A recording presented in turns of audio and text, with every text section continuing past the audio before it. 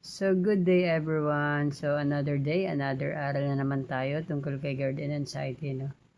So, ang isi-share ko ngayon sa inyo guys, yung request ng isang follower natin. Kasi, gusto niyang maintindihan yung mekanismo pagka nagkakaroon ng panic attack.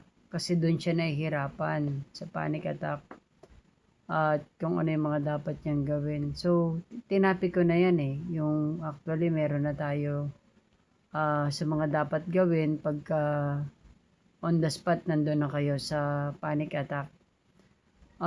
Pero ang gusto niyang malaman, bakit daw ganon? Ano ba yung nangyayari sa loob ng katawan?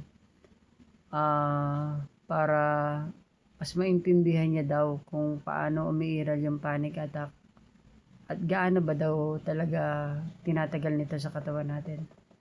So, ganito kasi yan guys. Meron tinatawag na adrenaline na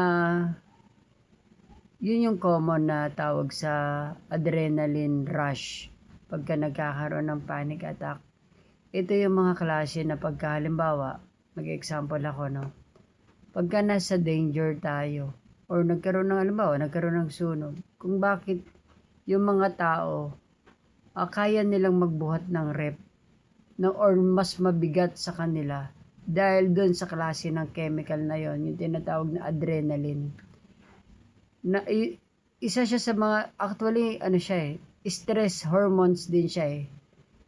Dalawang stress hormones kasi yan pagka na-stress tayo. Yung cortisol, yung adrenaline.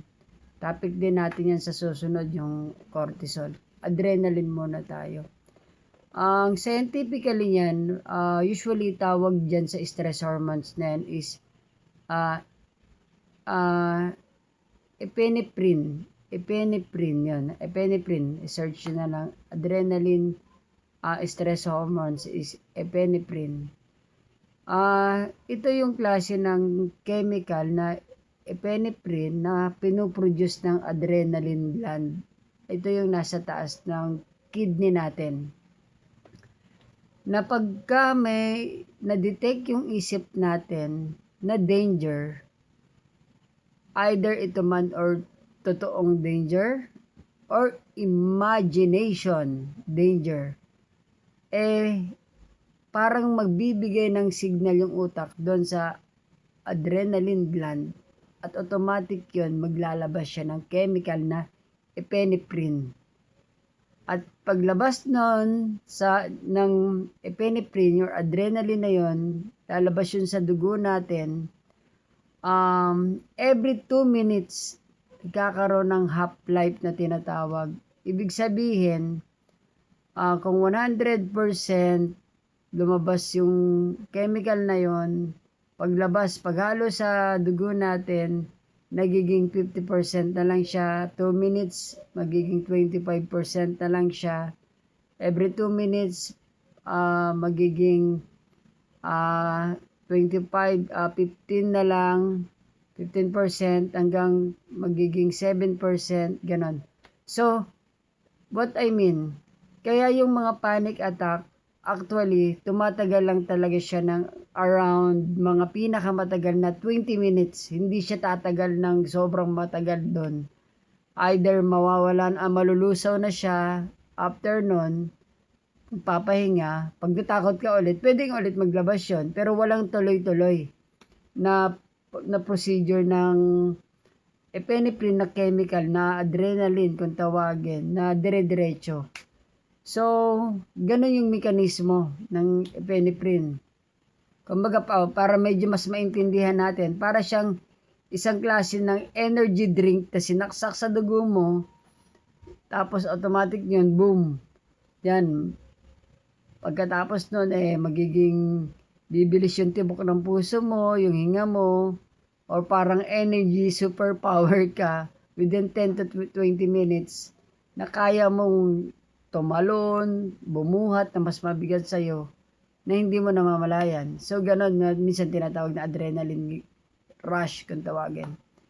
So, nakakatakot talaga siya. Actually, yung ganun feeling. Kasi once na umalo na siya sa dugo, iikot siya sa buong katawan natin.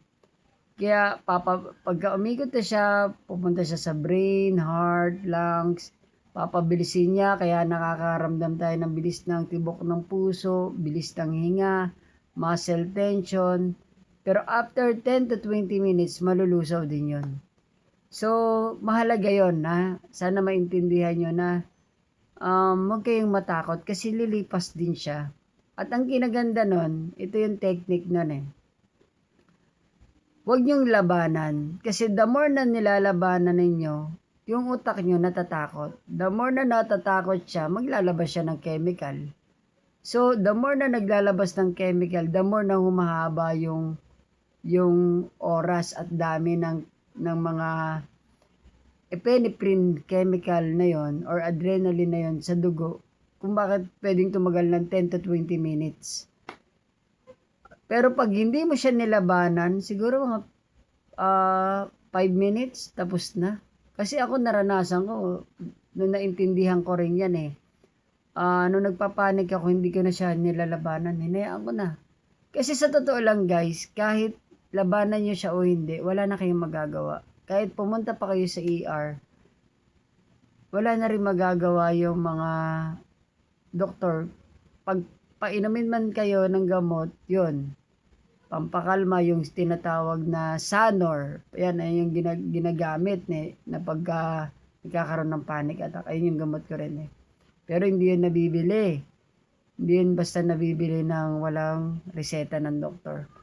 So yun, pagka uminom ka no ng Sanor, yun, pwedeng tumagal lang ng 10 minutes at tapos nun, wala nang kasunod. Ganun siya instant.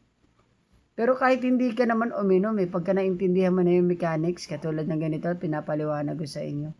Kung saan talaga siyang nawawala, mas lalo na pagka natutunan yung kumalma, mag-breathing exercise, inhale 4, 7, 8, or hilamos, maghihilamos ka na malamig, para nasa ganun ma-relax ka, hindi ka sobrang mag-panic yung intense, ganun yun. So, kaya mahalaga na dapat yung matutunan yung tungkol sa chemical na yan. Kasi yan yung isa sa mga nakakatulong pagka naintindihan ninyo yung epinephrine na yan, yung adrenaline na yan pagka humalo sa dugo, wala na kayong magagawa. Kundi tanggapin na talaga yon kasi hindi na yun kumbaga hindi na yung matatanggal, umiiral na siya sa katawan natin. Ang pinakamainam na lang, i-relax talaga yung sarili natin ng 10 to 15 minutes. At kung gusto nyong pabagalin, huwag nyong labanan yung panic. Hayaan nyo lang siya. Hayaan nyo lang.